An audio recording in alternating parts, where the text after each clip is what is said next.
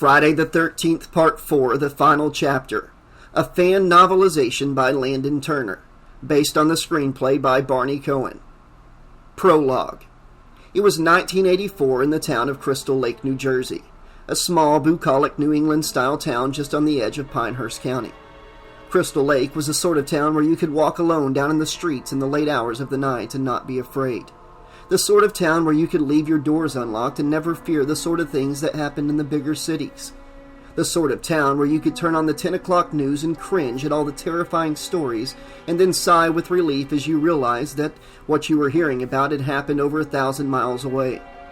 It was just that sort of small, sleepy town that everyone dreamed about. Sure, you had the few ambitious folks who had their hearts set on the toils of a big city like Manhattan or Chicago, but deep down in their hearts, some of them would long to eventually settle down in a picturesque frame house on a quiet, tree-lined residential street somewhere in a North American suburb. Crystal Lake was that sort of town. Until the summer of 1984 came. What happened that summer rocked the small town and everyone living in it. Nobody wanted to believe it. They wanted to put it aside and erase it from the town's history. They wanted to pretend that it never even happened. Unfortunately, it wasn't the first time that tragedy befell that small town. The horror started in 1957 at a local summer camp for kids, Camp Crystal Lake. Camp Crystal Lake was an idyllic summer getaway for parents to get their kids out of their hair for cheap. It was owned by the Christie family, and on a shoestring budget and staff. All you had to do was hire a few teenagers to arrive early, get the place in shape, and have a relaxing weekend in the woods for a few bucks an hour. Picture a few cozy log cabins on the shore of a serene lake surrounded by pine trees in the northeastern wilderness, a whitewashed dock sticking out into the water beside a row of canoes. It was just off the highway down a winding dirt road on the outskirts of town. The peace of solitude and freedom from their youngsters attracted the adults. The mischievous summer hijinks attracted the teenage counselors, and the thrilling outdoor experience attracted mostly inner-city children. The serenity of the campgrounds would be shattered that summer when one of the campers drowned in the lake. The Voorhees boy, Jason Voorhees. It was a name that the residents of Crystal Lake had come to know. Some were afraid to utter it out loud. Jason was an odd child, very quiet, and he never played with the other children. Depending on who you talked to in town, he had been mentally impaired and somewhat deformed from a birth defect. The drowning almost got Camp Crystal Lake shut down. No one cared enough about the Voorhees boy to go to such drastic measures. But, actually, someone did. Someone cared about Jason a little too much. That someone was his own mother, Pamela Voorhees, who worked as a cook at the camp. Some said that she went mad. Others said that she was just a mother doing what she thought was best for her son. Some locals said she had watched her son screaming for help from the mess hall, his tiny body thrashing around in the murky water of the lake helplessly, and no one had even tried to help him. None of the counselors had heard his cries, and the counselors who were supposed to have been watching Jason had been off fooling around. It was business as usual the rest of the summer, and the usual variation of the story was that every single day Pamela thought about her son's lifeless corpse, rotting away at the bottom of that lake. The more she made meals for all the little children, the more she began to miss Jason. In some variations of the legend from the locals in town, Pamela's mind had started to lose its grips with reality. She would hear Jason calling out to her from the lake, and his puny, helpless voice would reach her through the wind, and she'd stand at the edge of Crystal Lake and call back out to him. His voice was telling her to seek vengeance for him, to kill them all. She hadn't wanted to listen at first, but the more that she heard her son's helpless cries, the more she began to succumb to his wishes. So when Camp Crystal Lake went into business the next summer, so did Pamela. She waited for the darkest night to come, the darkest, quietest night. On Friday the 13th, her son's birthday, and she took a knife from the kitchen, and she watched two camp counselors fondling each other on the second floor of an old barn. The same two counselors who should have been watching Jason when he drowned. With each kiss that they gave each other, and each caress and each passionate moan, Pamela grew hotter with rage. She had felt it well up inside of her until it was unbearable, and finally she couldn't handle it anymore. She hacked away at their bodies until their screams stopped, and as soon as their agonizing cries ceased, so did the rage inside of her. a temporary alleviation to the madness and the suffering she had been through ever since her sweet Jason was left to die. Pamela disappeared into the night, leaving a grisly scene for the rest of the camp to discover. After the murders of the 2 camp counselors in the summer of '58, the camp was officially shut down, and the locals deemed the place Camp Blood.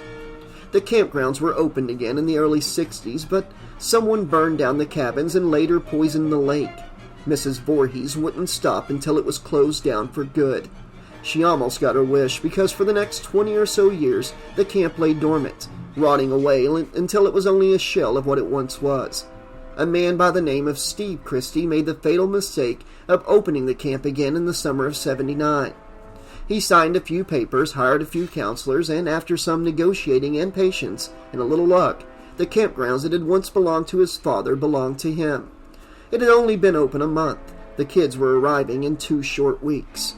Disaster would strike again at Camp Crystal Lake. The group of counselors that Steve had hired for the summer were brutally slaughtered in one night. Pamela also left her calling card. It was Friday the 13th. Old man Christie didn't survive her bloody rampage either. The officials found him hanging upside down from a tree, like an animal in a slaughterhouse, the blade of a hunting knife driven through his heart. Only one of his counselors survived that night. 19-year-old Alice Hardy fought Pamela to the death, finally gaining the upper hand and decapitating her with her own machete. Alice was severely traumatized, and who could blame her? She had seen all of her new friends butchered in one night, and had seen Pamela Voorhees coming at her with a machete, swinging at her, calling out her son's name. Alice saw something else that night, though, something in the water. She swore that she saw him in the water, Jason Voorhees. She had screamed hysterically at the police officers when they arrived, tried to make them listen, tried to make them understand, but their tiny minds couldn't wrap around the idea that Jason Voorhees was alive. They couldn't comprehend that a boy who drowned 20 years prior could actually be alive.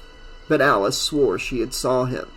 She saw him rise up from the murky depths of the lake and grab her, his skin so cold and grimy, his eyes bugging from his skull, the putrid smell of decaying flesh pervading her nostrils. Nobody believed her, and when a team of divers scoured the lake, they didn't find any sign of a boy. After all, it was absurd. Jason Voorhees was dead. He had drowned 20 years ago. There was no way he could have been alive. If Jason were alive, he would have been full grown. It seemed to the police that there really was no Jason, and the Crystal Lake slayings had come to an end. It wasn't until a few months later that the police force in Crystal Lake would realize how wrong they were.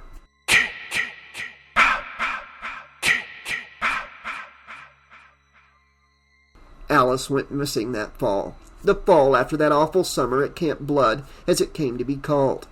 They never found her body. All they found was an empty one-bedroom apartment. Blood was all over the walls, the floor, and the bedsheets, everywhere. Almost like some kind of a sign, a warning, a preview of years to come. Could it have been Jason back from the dead to finish what he started?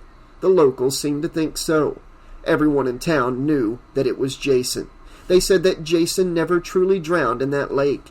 He survived and sought shelter in the wilderness, feeding off of the land, they would say. They say that he became some sort of monster, some sort of demented creature that could barely be thought of as human. The locals also said that Jason saw his mother beheaded that night.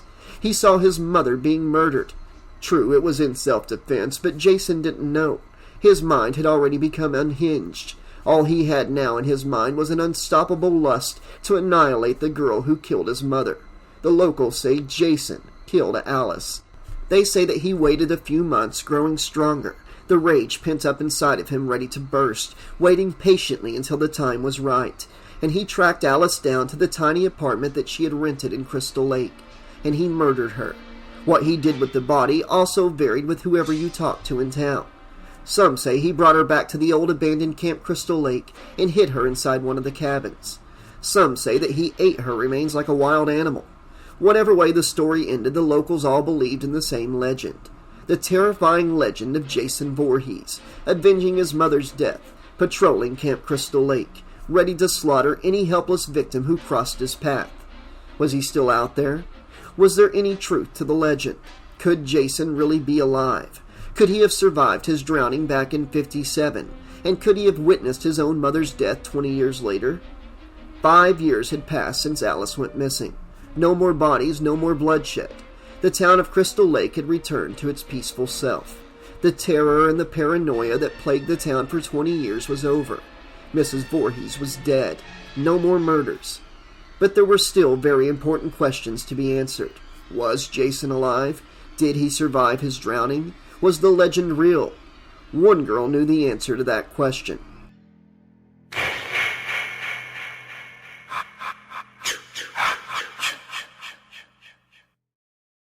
"19-year-old Chris Higgins knew all too well that the legend of Jason was too horrifyingly real. Jason was alive. He had gone on a 2-day killing spree across Crystal Lake, first at a local counselor training center on the shore of the same lake he had allegedly died in. His next stop had been Higgins Haven, where Chris and her friends mistakenly decided to spend their summer vacation. Chris had watched the property on Crystal Lake, where she had spent the majority of her childhood, turn into the scene of a massacre. Her friends had also all been savagely murdered. Debbie, a knife through her throat, and Rick, his head crushed by the monster's bare hands, and his body thrown through the living room window at her, covered in blood. Now she was staring headlong at the masked killer as he cornered her in her family's barn. She scrabbled backwards across the hay-covered floor, shaking her head, screaming hysterically and hyperventilating. His demented eyes bored into hers through the eye-holes of the hockey mask he had taken from the body of one of her slaughtered friends. She saw the gleaming machete, streaked with crimson, streaked with her friend's blood in his hand. "No!" she shrieked, grasping around her for a weapon, searching for an escape. But she was cornered and helpless. Her parents' barn had now become a cage, trapping her with a mad killer.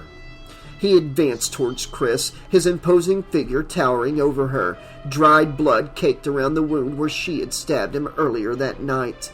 She had tried stabbing him, hitting him, even hanging him from the barn loft, but nothing could stop this killing machine. She was going to die in her family's barn for the police to find along with all of her friends. Poor Andy and Debbie. Dear God, he had killed them all, and now he was going to kill her. When it seemed that all hope was lost, a figure suddenly lunged out of one of the stalls, throwing his shoulder into the crazed killer's midsection. Jason staggered backwards, hardly fazed by the blow. It was a young black man, dazed and bloody from an oozing gash on his forehead. He wasn't even anyone that Chris even recognized, just another one of his victims that Jason had neglected to finish off. The young man threw himself at Jason again, but Jason took him down with one swing of his machete, and the man's arm was lopped off at the elbow. Blood spurted from the bloody stump as Chris screamed in sheer horror. The man let out an agonizing scream, incredulous at the blood spewing from the stump where his arm had been. Jason took another swing with his machete, slashing the young man across his midsection and bringing him down to the ground. Thwack, thwack, thwack. Jason hacked at him mercilessly with the machete until his pain groans finally ceased. And just as he turned around to finish Chris off, an axe was swung at his forehead. He let out an animalistic growl of agony as the steel blade cut through the hard plastic of the hockey mask and sliced into his skull. Chris released her grip on the axe handle, shocked at what she had done. She was relieved, however, that he was soon going to die. But somehow she was astounded that she had actually been the one to kill him. But her relief was short-lived because he wasn't dead. Jason came at her again, his arms outstretched, his gnarled, bony fingers grabbing at her in a blind, desperate attempt to end her life as he felt his body going numb. "No! No!" Chris shrieked, stumbling backwards into the clutter at the back of the barn. He couldn't be alive. He just couldn't be alive. There was no way in hell that this monster could be alive after an axe was sent hurtling into his skull, could he? Chris's hyperventilating slowly began to slow down as Jason finally staggered and collapsed onto the floor of the barn like a fallen tree. Chris Higgins' night of terror was over. But the Crystal Lake Massacre had just begun.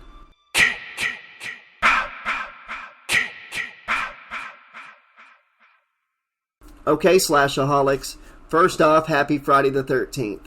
Secondly, this has been the prologue of a fan-written novelization of Friday the 13th for the final chapter. The author of this novelization is Landon Turner. I hope you all enjoyed the prologue. I'll be back very soon with Chapter 1.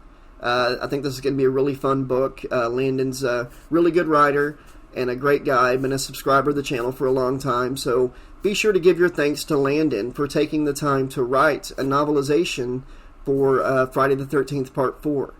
As you all know, there is no novelizations for Part 5, 7, 8, or Jason Goes to Hell. But if anybody out there wants to write them, if you write them, I'll narrate them. Hope you guys enjoyed it. I'll be back very soon with more. Until then, this has been your friendly neighborhood 80s slasher librarian saying thanks for listening, be excellent to each other, and again, happy Friday the 13th.